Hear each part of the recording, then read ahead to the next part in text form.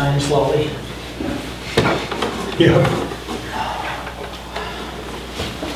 Okay, to open, my name is Lou Vita, and I am a state representative. I represent Stratford County District 3, which is the towns of Barrington, Middleton, Stratford, New Durham, and what am I missing? Farmington, there we go. I never did all 6. But anyway, okay, just a bit of background. I'm a graduate chemical engineer. I worked for 40 years in New Jersey, and before coming up here to retire. And my background is essentially engineering, power plant engineering, instrument engineering. My last job was with the U.S. Army RDEC at Picatinny Arsenal in Dover, New Jersey, where we did shelf life and equipment longevity studies on munitions and weapon systems. So I came up here and got involved in politics a little bit. Was the moderator in Middleton for 3 years, and then I spent 3 years on the town, on the Board of Selectmen. And felt maybe we could do something a little bit more, and my wife and I both ran and are currently on the, in the House. And we will not be running again in November. The redistricting that is said. So, in the 4 years that my wife has been there, and in my 2 years, we had a chance to try to submit some bills to hopefully right a couple of wrongs. One of the bills was to give direction to the U.S. Congress to adhere to the Constitution in terms of what's called congressional oversight. For those of you who are not familiar with it, congressional oversight is when you have a commitment or a agreement or a treaty with another country or a supranational, not supernatural, but supranational body, such as NAU, NAFTA, the UN, and that treaty requires a 2/3 vote of the Senate, confirming vote of the Senate, before the treaty can be approved. Back in '74, the Congress saw fit to change that, and they put in something that was called fast track. Fast track doesn't require this anymore. They didn't change the Constitution. Essentially, they're operating in violation of the Constitution since 1974. And the agreements that I mentioned earlier, NAFTA, NAU, the Security and Prosperity Partnership, all these great things that are going on between Mexico, Canada, and America, it's all illegal. They do not conform to the Constitution. In fact, in the year 1999, the 106th Congress, on a single gavel vote of the chair, put into effect 34 agreements with other countries and other organizations without even a voice vote, just a gavel stroke. No matter, little or no public notice and no vote. This is what we're faced with, and because of that exposure to what was going on, I sort of became more intensely aware of the UN and what it's trying to do to normalize the entire North American continent. By normalize means lower to the lowest possible standard, so that Mexico and the US and Canada all operate on the same, essentially off the same data plane. We're looking at such things as normalization of ports of entry rules, relaxation of countries of origin of outside products, all sorts of good stuff. Anyway, because of my familiarity, or our familiarity with the UN and its initiatives to try to bring us into their essentially a global economy and a global government, when we heard of ICLEI, which is the International Council for Local Environmental Initiatives, this is essentially what Ken's been talking about, became a little bit disturbed, looked into it, and found out that it is a direct threat to the sovereignty of the state of New Hampshire and to the municipalities in the state of New Hampshire. Remember that this is a local sovereignty state. All power comes from the towns and the municipalities. We give that power to the state government by means of our legislators, and the state government in turn conveys power to the federal government, along with other states. So it's a home rule state. Well, what I saw in Italy is a bunch of bullet points and a bunch of initiatives which went against that. And we fought that. And there's a woman by the name of Ann Cartwright, who is the prime sponsor of HB 1634, which banned ICLEI and the 4 cities in New Hampshire that have currently adopted ICLEI. That'd be Keene, Portsmouth, Wolfboro, and there's one more. Nashville, right, thank you. That's almost as bad as the 6 towns we represent. But anyway,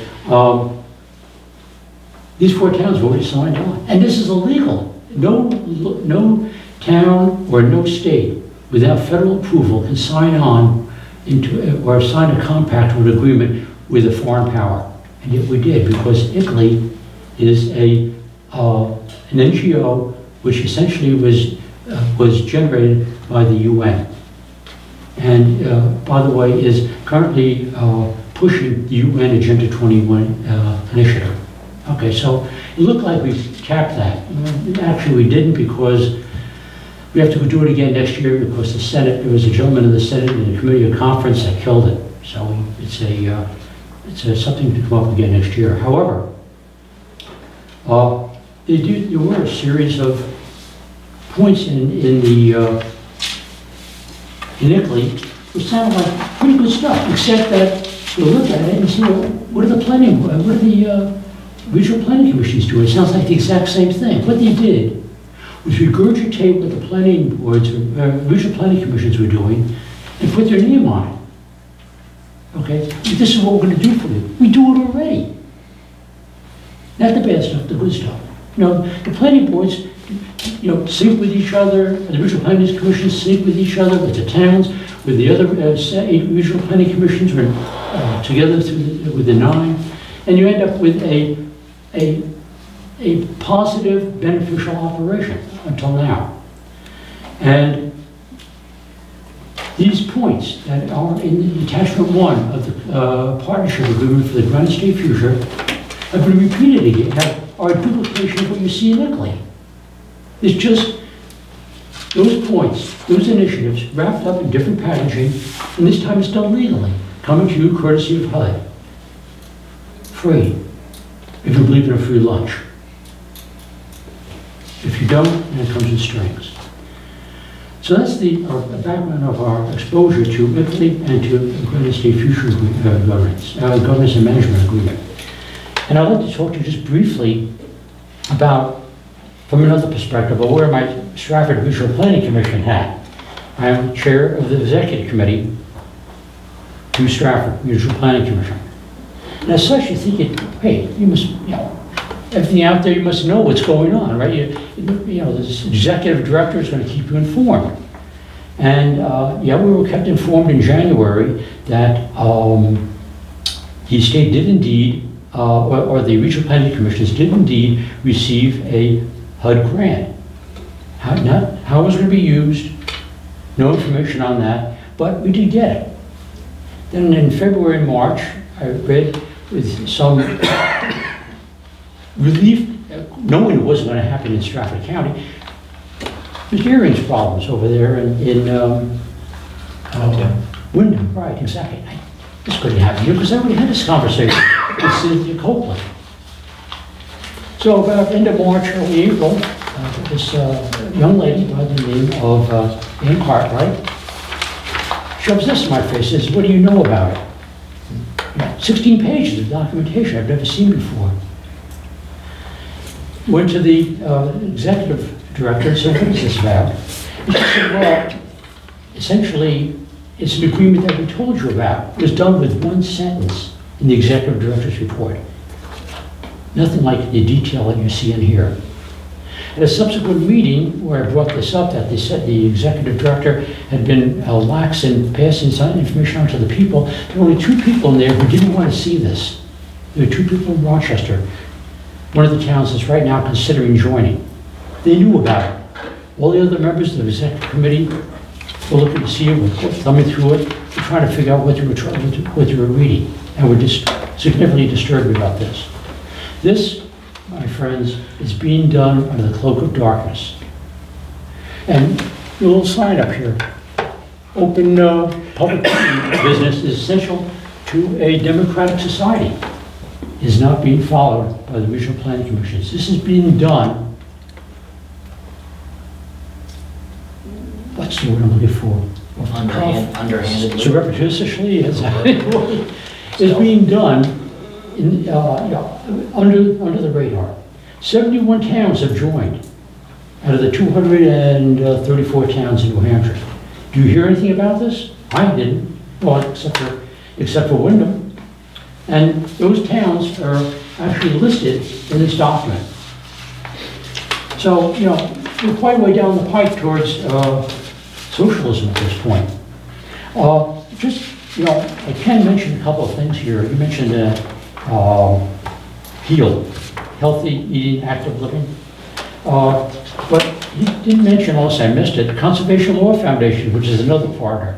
That's like having the Southern Poverty Legal Association, looking at your back. Action Media isn't here. New Hampshire Community Loan Fund. University of New Hampshire was interviewed. How about the New Hampshire Energy and Climate Collaborative? What's going on? What are they setting this up for? Can I just say one thing about the Energy and Climate Collaborative? Speed. Two scientists that are repeatedly mentioned in the Climate Action Plan run that. So they wrote the Climate Action Plan and now they're getting funding for their work. I don't know if anybody here is a numbers wonk, but very little of the atmosphere is CO2, and that's what all these groups are trying to attack. I think it's like 0.24% or something like that. No, it's 0.00038%. Less than 1%. Okay, let's argue decimal points here. I'll give you a couple of decimal points on that one. The thing is that very little is CO2. Now, a study was made that showed, and this, again, this is all documented, and again, I'm open to, I'd be willing to send this out, but a study was made to find out what portion of that CO2 injection into the atmosphere is due to human habitation. If all human habitation is stopped, that means everybody. You reduce it by another fraction of a percent. You are not talking about measurable qualities. There's a woman by the name of Rosa Corey, who's going to be in Wolfboro 6:30 tomorrow night, speaking out on the green mask. This is green referring to environmental issues. This is nothing but smoke and mirrors. Ladies and gentlemen, we are actually on a downward slope. The environmentalists are pushing us down, and it's be socialism in a handbasket before we know it. And hopefully, the planning board will meditate on everything you've heard tonight and come to the right decision. Oh, one last thing. There was a meeting, as I mentioned earlier. It was a Granite State Future Initiative that was put on by Mike Goldberg of Action Media. It was on the 19th. It again used the Delphi technique of getting people together to talk about where, what groups and what individuals you can get to promote their agenda. And at the end, they started talking about solutions. We can give you the solution. They never said what the problem was. I mean, are you all here tonight because there's problems in Brookfield? I mean, is there trouble right here in River City? I don't think so. We came to be sung to. We're the choir. But what I'm saying is, when these people show up, ask them what the solutions you're talking about going to address. That, and what was the other item that they mentioned? Oh yeah, again, Ken mentioned that we're going to be looking at groups of individuals to give social equity to this whole operation. in addition to environmental justice, which scares the hell out of me. But anyway, social equity. They want to bring in a whole bunch of groups, people that are disadvantaged in one way or another, people that have low income, people that can't speak English, a whole list of them, a whole laundry list of people that have problems. But they didn't say they were going to be able to bring these people to the table because they had something to bring to the table. These are people that they're just going to use labels and say, okay, we represent the poor, the disenfranchised, you know, the people yearning to be free. And it's so much hogwash. The people you bring to a table are people who can actually contribute, and this has not been the intent of a Granite State future. And thanks for your patience. I spent more than 10 minutes, I promise. Pardon me? No, that's okay. Anybody? I have a question. Yes. What is the state legislature doing about all this? Okay. First of all, I'm on the state platform committee, Republican platform committee. And this is an item that's going to be a part of our platform, okay, for next year. Nothing's going to be done this year. It'll be done starting about, the bills will be submitted in November, and they'll be acted on as in the beginning part of next year until about between February and the beginning of February, April or May, okay? And there is a group of people getting together. I can give you names of people to contact if you want to give your input, and they will be getting together to form the necessary legislation to stop this in its tracks, if it's not too late. Several people have said we want to get anybody that's not an elected person off the regional planning commissions. The director of each planning commission, executive director, is autonomous. You can have all elected people on there you want, and she or he can just go off and do what they want. It has to be legislation that constrains the regional planning commissions from doing this again, or to stop money that's coming in from the state to short circuit the legislature and go directly to the RPCs or to wherever it's going. Question? Sorry, yes. My name's Skip Murphy, and up until the last election I was the vice chair of the Guilford Budget Committee. And every single year that I was on, we would always get the Regional Planning Commission, the Lakes Region Planning Commission, coming to each of the towns with their hands out. And you just hit a nerve with me. How do we get rid of some of these people?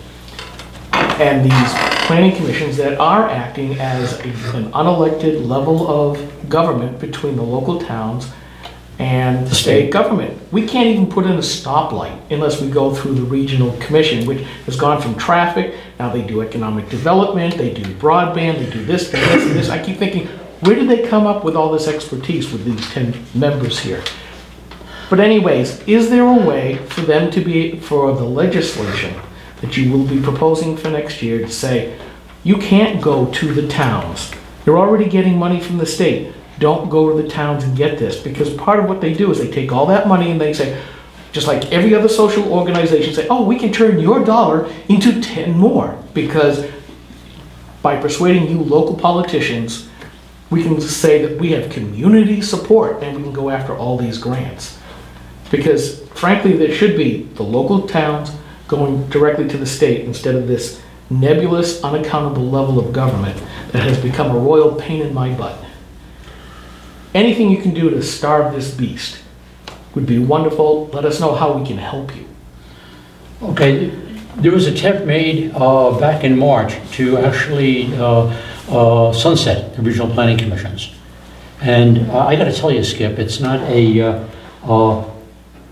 I probably, even if I knew what they were doing here, I think that, you know, knew about this at that time, I wouldn't have supported, or sorry, fought that attempt to defund or sunset the regional planning commissions. It was a, I think that is a drastic change for a group that does do some good. Because if you're asking the town to interface with the state, God, I wouldn't want to interface with the state on a bet. I mean, I'm part of that operation, and it's tough.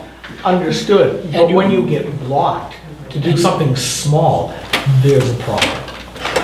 The regional planning commissions. I'm sorry, I didn't mean to. That's It's okay. okay, yeah, we don't really have the time to have a discussion among. Okay, I'll talk to you later.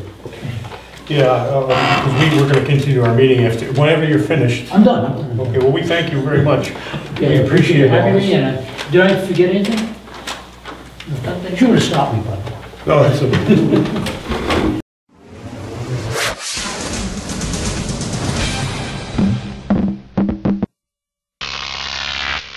Croc TV.